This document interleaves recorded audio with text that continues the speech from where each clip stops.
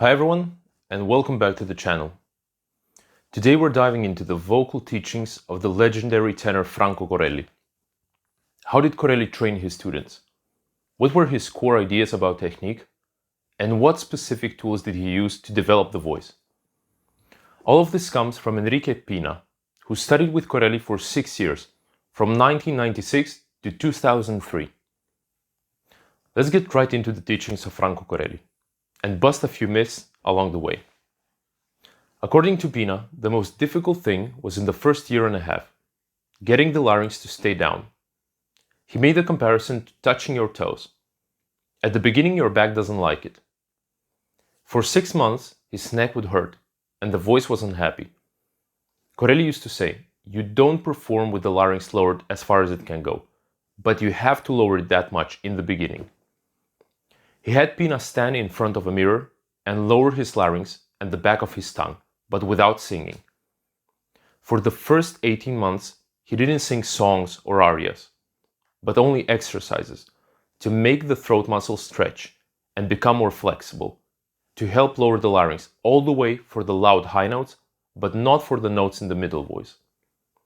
He used to say, remain conscious of the distance between your tongue and your soft palate. Corelli never had him smile or raise the corners of his lips. He wanted him to sing with his lips covering his upper teeth. He would say, the upper teeth never must be seen, but he wanted him to bare his lower teeth. Corelli never trained the register separately or have him sing in falsetto. According to him, training falsetto had no value. He wanted his voice to be seated on the breath and was against breathing through the nose, saying it reduces squillo. He maintained that if you breathe through the mouth, the throat opens automatically. But if you breathe through the nose, the throat remains closed, and it is more difficult to open it. Pina recalls that Corelli would sometimes push down on his Adam's apple while he was singing. Many who studied with Corelli didn't stay long enough to learn his method in depth. He himself said, it's not something you can learn in a day. It takes years and requires a great deal of patience.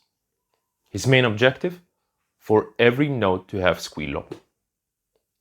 I hope you found this deep dive into Franco Corelli's vocal technique helpful. Just a word of caution. I wouldn't recommend trying these methods on your own without a teacher familiar with the Melocchi method. Without proper guidance, these techniques could damage your voice. So stay safe and let's bring the old school back. Thanks for watching and see you next time.